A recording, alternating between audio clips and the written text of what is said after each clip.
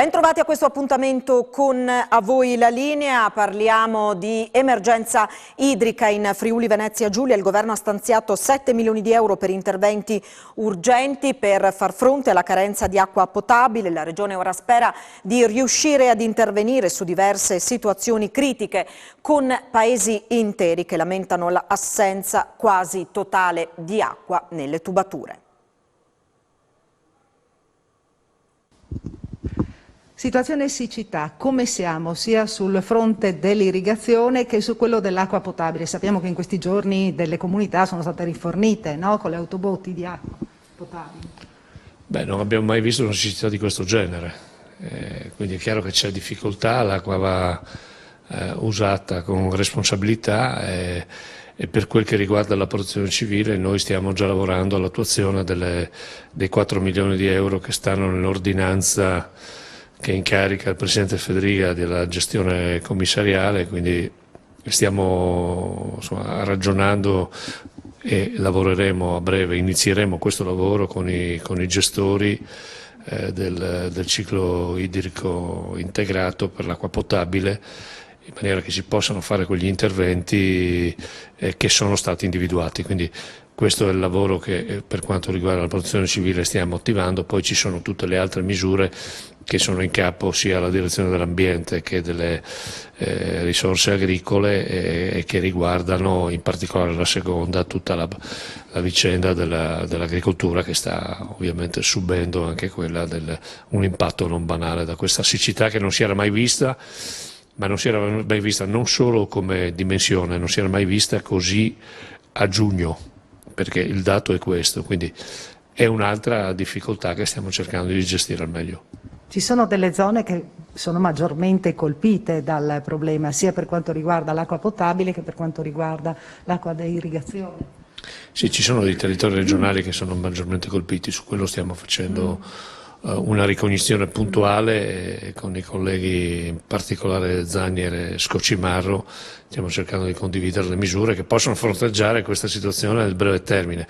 Poi è evidente che qui abbiamo a che fare con ragionamenti molto più complessi, articolati, di programmazione, di creazione di bacini, di investimenti che devono essere garantiti in una regione che peraltro però, dobbiamo dire, nel corso degli anni ha destinato molte risorse anche a questo, ma evidentemente bisogna, in particolare mi pare per quanto riguarda l'irrigazione al sistema dell'agricoltura, fare degli investimenti importanti e su questo abbiamo visto come l'assessore Zani si stia impegnando in maniera importante.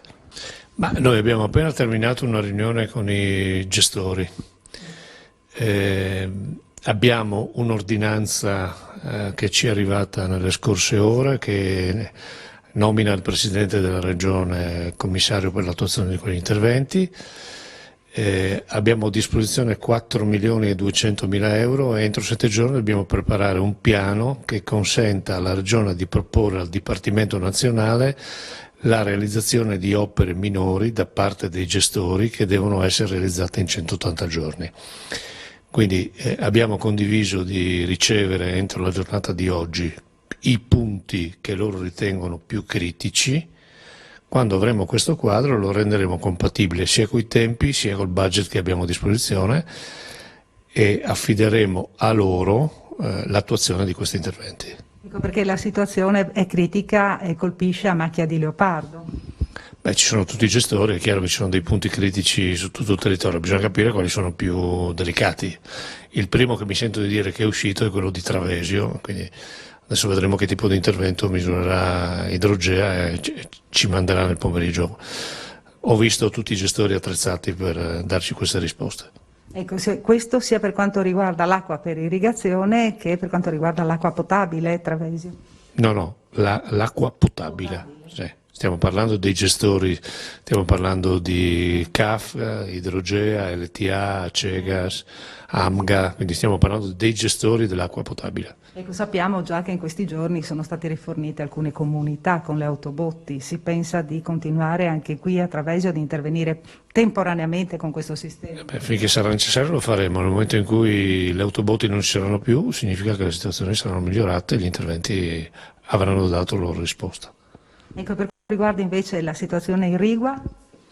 E questa è una partita che sta gestendo il collega dell'agricoltura e so che sta lavorando molto su questo, avendo destinato anche risorse importanti.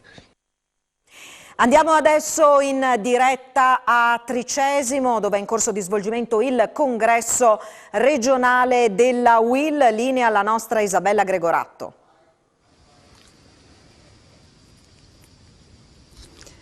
Eccomi qui Alessandra, sono con il segretario regionale della UIL Matteo Zorn per fare un bilancio su come è andata questa mattinata di congresso, che è stata tra l'altro caratterizzata anche da un incontro dibattito, tematiche al centro, chiaramente la precarietà. Si è parlato di Wärtsilä, si è parlato di multinazionali in regione, insomma. Avete analizzato la situazione a 360 gradi. Da che cosa partiamo? Partiamo dalla precarietà, che mi pare sia un tema che vi stia particolarmente a cuore. Le disuguaglianze di questi anni, disuguaglianze che sono cresciute negli ultimi 20 anni e che la crisi pandemica e la guerra russo-ucraina hanno aumentato, polarizzato a dismisura. Ci sono delle fratture nella nostra società che dobbiamo affrontare e per affrontarle serve uno sforzo collettivo, sindacato, parte politica e quindi dare risposte concrete ai lavoratori pensionati. Le declino sicuramente la riduzione del cuneo fiscale per i lavoratori dipendenti, detassazione dei contratti collettivi, valorizzazione delle contrattazioni di secondo livello detassandola ulteriormente. Serve però una politica che agevoli questo percorso e ovviamente il contesto nazionale con un governo dimissionario non aiuta e ci preoccupa. Senta, per quanto riguarda, ci fermiamo alla nostra regione, le problematiche del Friuli Venezia Giulia, punti nevralgici, sappiamo Wärtsilä, però dovremo attendere l'esito dell'incontro al Mise. Oltre a questo, che cosa c'è in piedi? Friuli Venezia Giulia è una regione piccola, però con una forte vocazione manifatturiera, internazionale, al turismo e al commercio che ha resistito paradossalmente bene negli anni della pandemia, però ci sono problemi di crisi occupazionali, c'è un problema di occupazione precaria, perché anche le nuove assunzioni che sono state fatte sono tutte quante a termine, quindi c'è un problema forte di precarietà, specialmente nei giovani. Su Wärtsilä è una crisi che è inaccettabile perché questa impresa sta facendo utili, sta facendo profitto, ha deciso di delocalizzare la produzione in Finlandia per mere logiche di profitto, in realtà non lo dice, non lo dichiara, ma vuole delocalizzare anche la restante parte perché non esiste una fabbrica senza produzione. Noi come sindacati ci siamo mobilitati e ci mobiliteremo, le istituzioni hanno risposto in modo forte e coeso, però serve non solo mobilitarci, serve pressioni politiche a livello nazionale ma anche internazionale, perché parliamo di Unione Europea. Credo che ci deve essere un approccio europeo rispetto alle multinazionali che arrivano su un territorio, usufruiscono di fondi statali o del PNR e dopo dall'oggi al domani decidono di andare via. Noi dobbiamo resistere, non accettare questi esuberi, ma serve un approccio dal punto di vista legislativo di Unione Europea sicuramente. Quindi no, ribadisce la UIL, ribadisce il suo no alle delocalizzazioni. Ringraziamo il segretario regionale della UIL Matteo Zorn. Qui dal Belvedere di Tricesimo è tutto, restituisco la linea allo studio, ringrazio Paolo Bassi per le riprese. A te Alessandra. Grazie a Isabella, adesso noi parliamo del futuro di Porto Nogaro e della questione dragaggi del Corno. Se n'è discusso oggi a Palazzo Toriani, sede di Confindustria Udine, con l'assessore regionale all'ambiente Fabio Scoccimarro, che ha annunciato la discesa in campo di un commissario. Progetti e finanziamenti ci sono. Ora, per disincagliare il piano dei dragaggi del fiume Corno dalle maglie della burocrazia, la Regione mette in campo un commissario. Si tratta dell'ammiraglio Aurelio Calgiore, chiamato a riportare la piena operatività a Porto Nogaro dopo anni di attesa e difficoltà.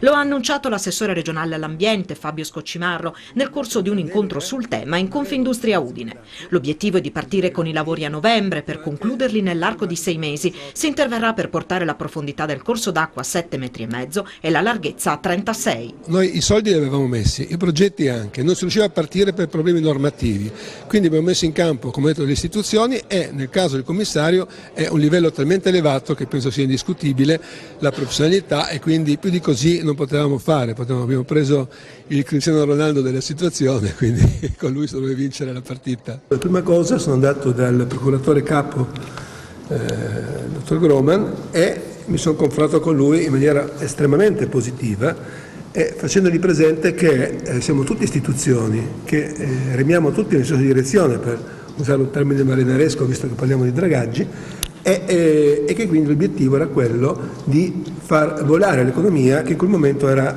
tappata da questioni burocratiche e normative. E quindi abbiamo cercato un agreement che poi abbiamo fatto con tutti appunto gli attori affinché la mano sinistra sappia quello che fa la mano destra, ma soprattutto perché tutti lavorino nell'alveo di quelle che sono appunto le norme condivise. Così è stato fatto e abbiamo portato avanti delle importanti appunto, iniziative.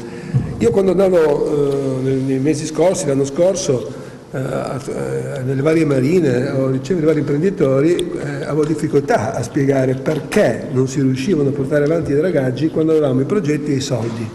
Ed era veramente, non sapevo veramente più come spiegare, come un disco rotto, che tutto si incartava nelle pastoie burocratiche, che sono il vero nemico da sconfiggere. Infatti il prossimo governo, più che un programma elettorale, deve avere un progetto di sburocratizzare l'Italia, perché avanti così non è che poi possiamo portare avanti un'economia che dovrebbe invece in questo momento quanto mai essere snella e veloce.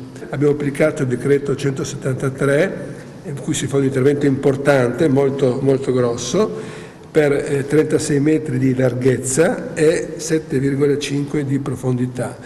Il dialogo, come ho detto, con la magistratura è proficuo per il dissequestro che ci servirà per eseguire i lavori che, come ho detto, partiranno in novembre e dureranno 6 mesi. La Regione mette in campo un commissario. Come valutate questa decisione? Qualsiasi azione che serva ad accelerare questa grottesca situazione credo che sia benvenuta. Oltre a una lunghissima storia che parte nel 2002, dal 2019 è tutto fermo dopo l'incagliamento della nave, in una situazione ulteriormente aggravatasi dopo il conflitto dell'Ucraina, perché la necessità ora è di avere navi ancora più grandi rispetto a quelle di prima che arrivavano da Mariupol, adesso arrivano da porti più lontani. Sta creando un danno molto importante a una zona, l'Ausa Corno, che è importante per l'economia regionale, e noi speriamo davvero che la Regione affronti con energia questo problema, perché veramente è troppo il tempo che è passato. E poi c'è un grande progetto che non è ancora concretizzato, ma che è una grande ipotesi di sviluppo per San Giorgio, che è l'area oltre la banchina Pittini, quella finale, che è sicuramente condizionata ad aver risolto in maniera finale e sicura e non aleatoria il problema dei fondali. Diciamo che la discesa in campo di un commissario lascia ben sperare anche per questo progetto nel quale Confindustria crede moltissimo. Sì, se non diventa un ulteriore passaggio che allunga i termini, perché io credo che anche le vie ordinarie possono funzionare se c'è la volontà di farlo. Ben venga la soluzione che ci garantisce una soluzione più rapida. Noi ci fermiamo qui, grazie come sempre per la vostra cortese attenzione, buon proseguimento di giornata in compagnia di Telefriuli, arrivederci.